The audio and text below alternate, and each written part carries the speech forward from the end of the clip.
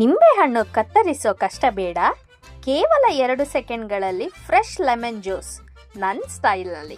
ಮೊದಲಿಗೆ ಅಗತ್ಯವಿರುವಷ್ಟು ನಿಂಬೆಹಣ್ಣನ್ನ ತಗೊಳ್ಳೋಣ. ಇದನ್ನು ಚೆನ್ನಾಗಿ ನೀರಿನಲ್ಲಿ ತೊಳೆದು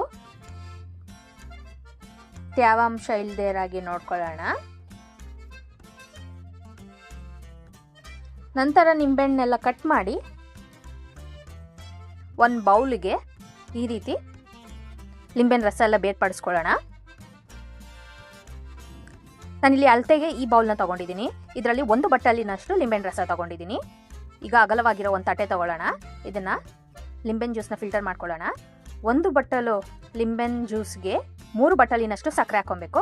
ಇದನ್ನು ಒಂದು ಬಾರಿ ಚೆನ್ನಾಗಿ ಮಿಕ್ಸ್ ಮಾಡಿ ಮನೇಲೆ ಫ್ಯಾನ್ ಕೆಳಗಡೆ ಇದನ್ನು ಹಾರಕ್ಕೆ ಬಿಡೋಣ. ಸೂರ್ಯನ ಕಿರಣದಲ್ಲಿ ಇದನ್ನ ಇಡಬಾರ್ದು.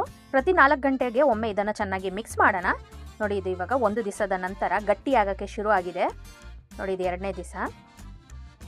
ಇವಾಗ 3ನೇ ದಿವಸ ಕಂಪ್ಲೀಟಾಗಿ ಡ್ರೈ ಆಗಿದೆ. ನೋಡಿ, ಇವತ್ತು 4ನೇ ದಿವಸ ಕಂಪ್ಲೀಟಾಗಿ ಡ್ರೈ ಆಗಿದೆ. ಇವಾಗ ಒಂದು ಮಿಕ್ಸರ್ ಜಾರ್ಗೆ ಇದನ್ನು ಹಾಕ್ಕೊಂಡು ನುಣ್ಣಗೆ ಪುಡಿ ಮಾಡ್ಕೊಳ್ಳೋಣ. ನೋಡಿ, ಈ ರೀತಿ ಫೈನ್ ಪೌಡರ್ ಆಗಿರಬೇಕು.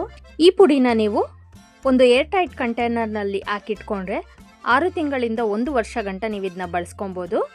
ಈಗ ಇದನ್ನ ಸರ್ವ್ ಮಾಡೋದಕ್ಕೆ 1 ಗ್ಲಾಸ್ ನೀರಿಗೆ 1 ರಿಂದ 2 ಚಮಚದಷ್ಟು ಪುಡಿಯನ್ನು ಹಾಕಿ ಚೆನ್ನಾಗಿ ಮಿಕ್ಸ್ ಮಾಡಿದರೆ ಲೆಮನ್ ಜ್ಯೂಸ್ ಸವಿಯಲು ಸಿದ್ಧವಾಗಿದೆ. ಚೆಸ್, ಸಾಕಾಗಿದೆ. ಬಾಯ್.